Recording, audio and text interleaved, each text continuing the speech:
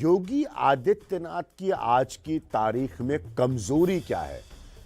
2017 में मुख्यमंत्री बनने से पहले मंत्री रहकर कभी भी कोई प्रशासनिक तजुर्बा उनके पास नहीं था, कोई एडमिनिस्ट्रेटिव एक्सपीरियंस नहीं था।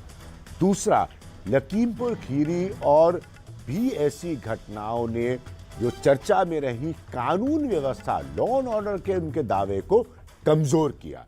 तीसरा पॉइंट बहुत इंपॉर्टेंट है, कोरोना की दूसरी लहर में सरकार के सिस्टम की खामियां खुलकर सामने आई और कड़ी आलोचना हुई। ये कमजोरियां मैं आपको बता रहा हूं योगी आदित्यनाथ की।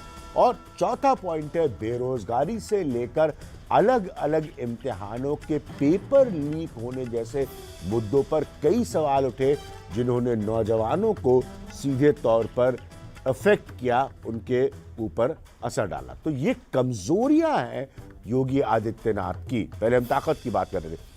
शरद प्रधान, ये जो 4 पॉइंट्स मैंने रखे कमजोरियों के योगी आदित्यनाथ के, आपके हिसाब से सबसे ज्यादा बड़ा कमजोरी का पॉइंट इस वक्त योगी आदित्यनाथ के लिए क्या है?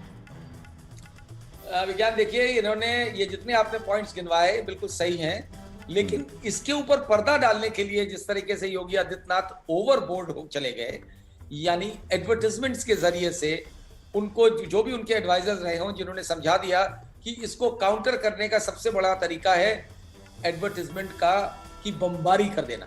लॉ एंड ऑर्डर की पिच पर वो भाषणों में बोलते हैं, आप कैसे बोल सकते हैं? टैनी और लखीमपुर दो बातें जब जुड़ी हुई हैं, मैं तो बाकी किस्सों में जा ही नहीं रहा हूं, तो क्या इनके सलाहकार नहीं बता पा रहे इनको कि ये आपकी पिच नहीं हो सकती? ये तो कमजोर पिच है अब आपके लिए। यही तो विडंबना है कि उनको स्वयं नहीं दिख रहा था, शायद क्योंकि जो उनको एडमिनिस्ट्रेटिव एक्सपीरियंस नहीं था, तो इस बहकावे में वो आसानी से आ गए।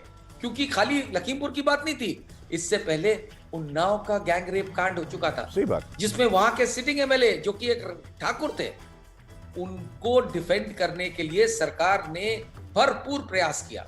ऐसा ही हुआ हाथरस के केस में। सबको मालूम है हाथरस कांड में किस तरीके से एक दलित लड़की के साथ गैंग रेप होता है। उसके बाद आप कहते हैं कि साहब लॉ एंड ऑर्डर बहुत बढ़िया है, महिलाएं बड़ी सुरक्षित हैं, ये क्लेम्स हैं इनके। तो इनको जाहिर है किसी ने ये गलत समझा दिया कि सच के ऊपर पर्दा डालना कितना आसान है। दूसरी वेव का त्राहिमाम क्या लोग भूल गए होंगे?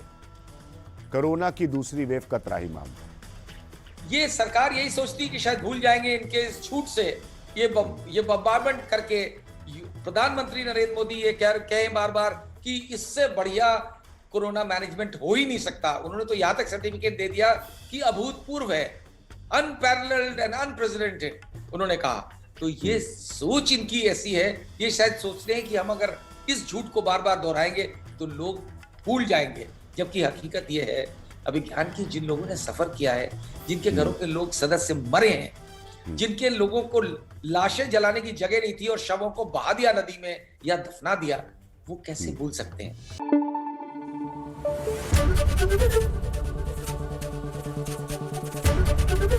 एबीपी न्यूज आपको रखे आगे।